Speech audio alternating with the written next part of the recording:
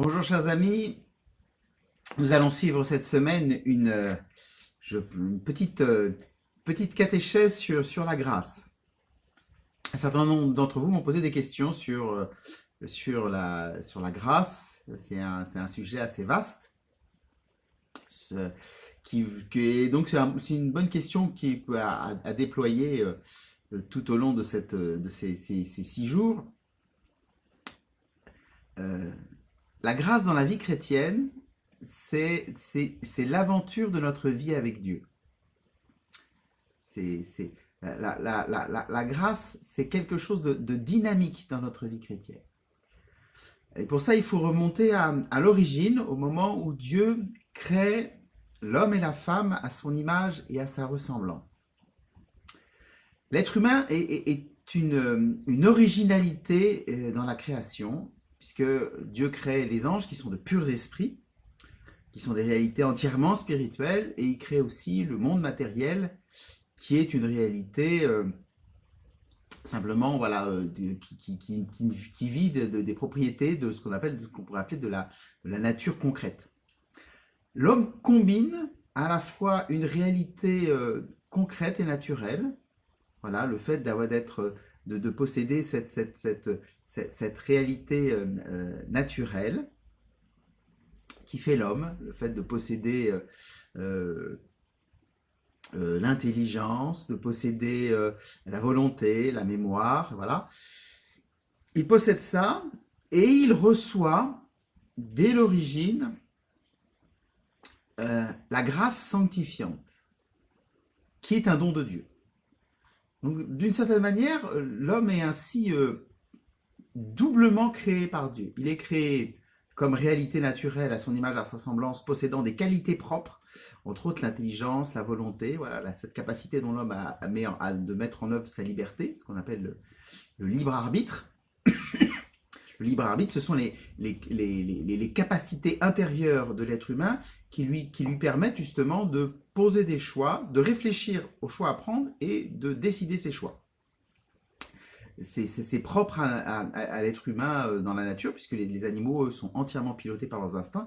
Ils ne choisissent pas ce qu'ils ont à faire, ils le font pousser par l'instinct, attirés par l'instinct qui guide leur intelligence et leur volonté. Nous avons le temps de réfléchir, de choisir, de décider pour nous.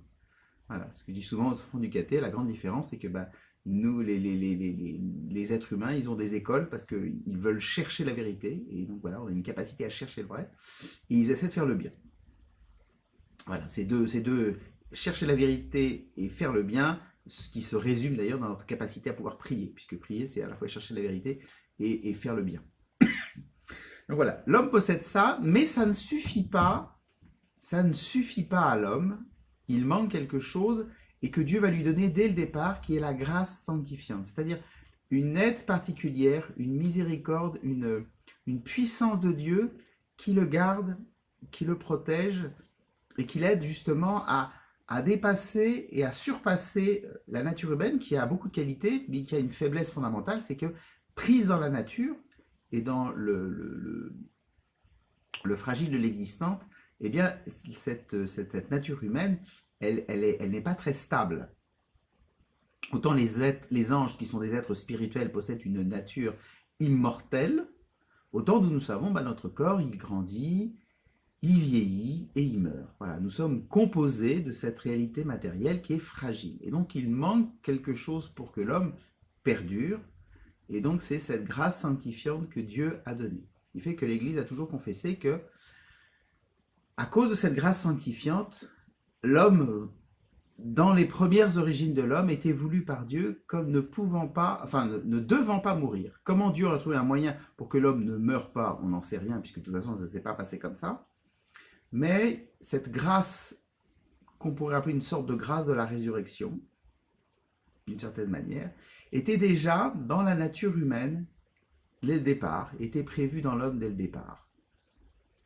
Malgré sa faiblesse. Ce que dit très bien saint Thomas d'Aquin, quand il contemple l'être humain, en disant, de toute façon, comme l'homme est pétri de la glaise, c'est une façon de parler qu'il est une partie de son être est fragile, et ça dure pas, et qu'en même temps, Dieu veut pour l'homme, parce qu'il est à son image, à sa semblance, parce qu'il lui a donné des qualités particulières pour aimer, Dieu veut faire perdurer l'homme. Comment ça se serait passé? Pour l'instant, on ne sait pas, parce qu'il s'est passé un drame dans les premiers temps de la création, une catastrophe, c'est que tenté par le démon, qui est un être spirituel qui s'est détourné de Dieu, voilà, pervertissant sa nature, il s'est révolté contre Dieu, eh bien l'homme a été tenté et a choisi de se séparer de Dieu. Faisant cela, l'homme a perdu cette grâce sanctifiante d'origine, cette protection qui était pour lui, et ainsi a été laissé à la faiblesse de sa chair, à la faiblesse de son corps mortel.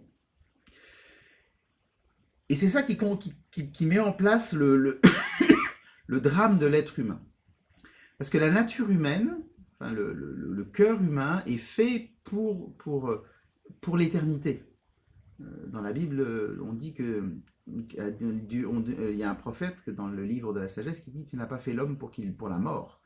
Dieu n'a pas fait l'homme pour la mort, il l'a fait pour la vie.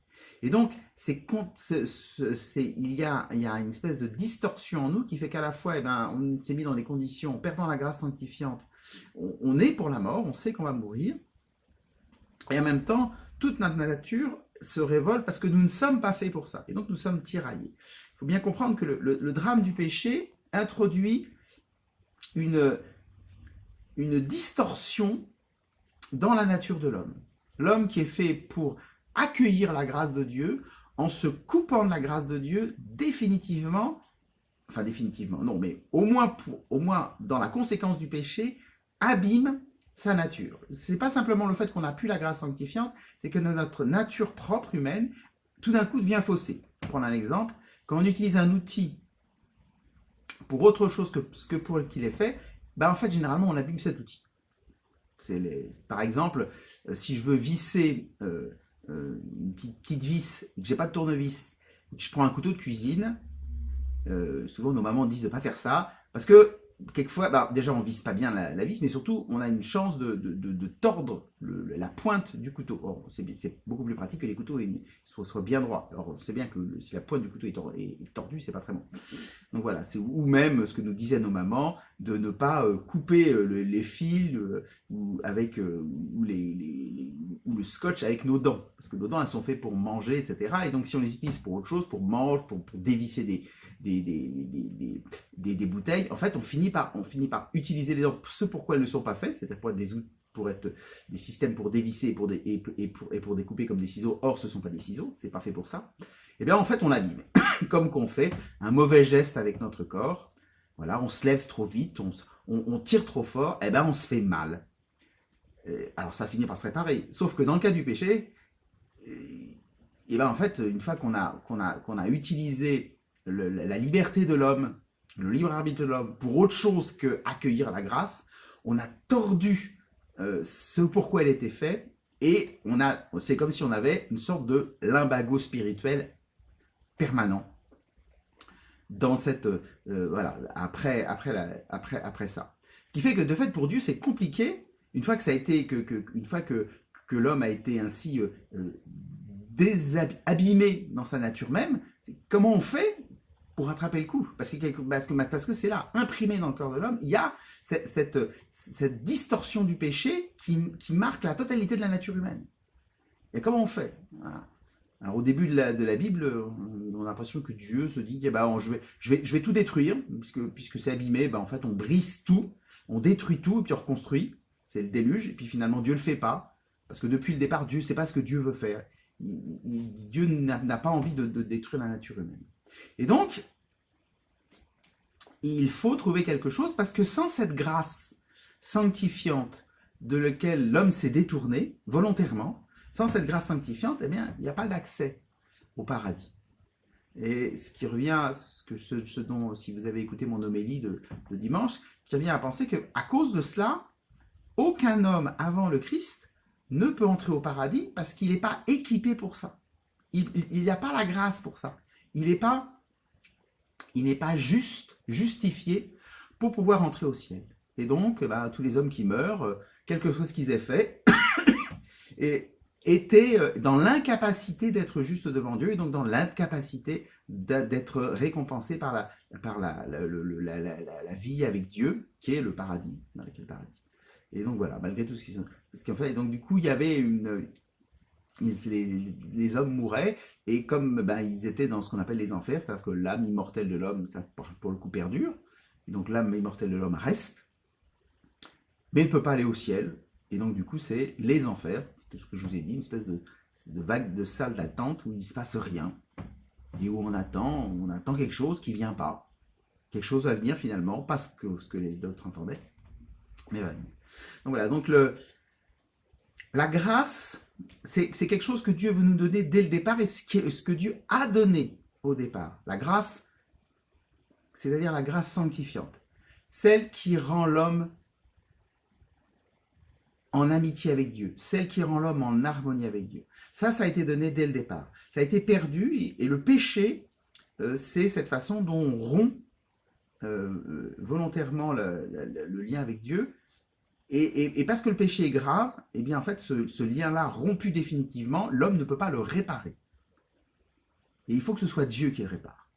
Il n'y a que lui qui peut le réparer. Ça ne dépend pas de nous.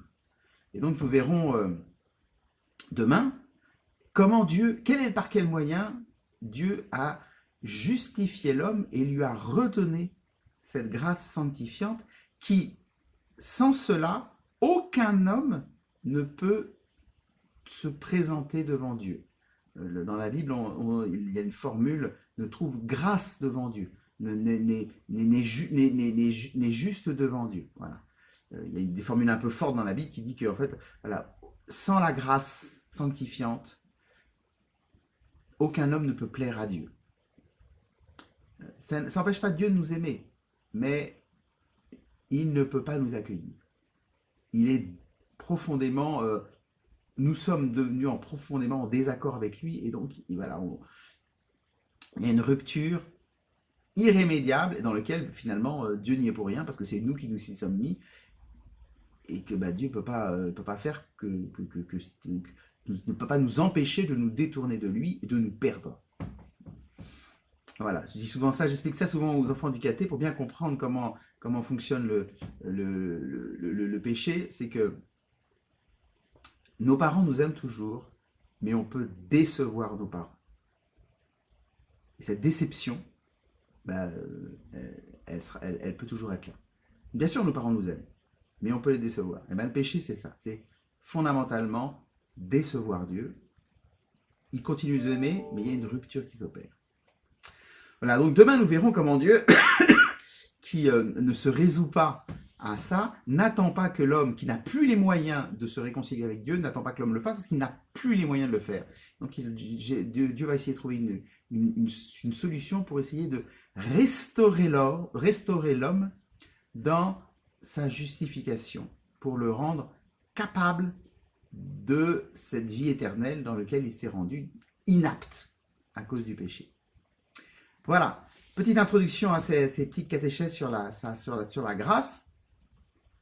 Voilà, que le Seigneur Tout-Puissant vous accompagne et qu'il vous bénisse, et je vous dis à demain.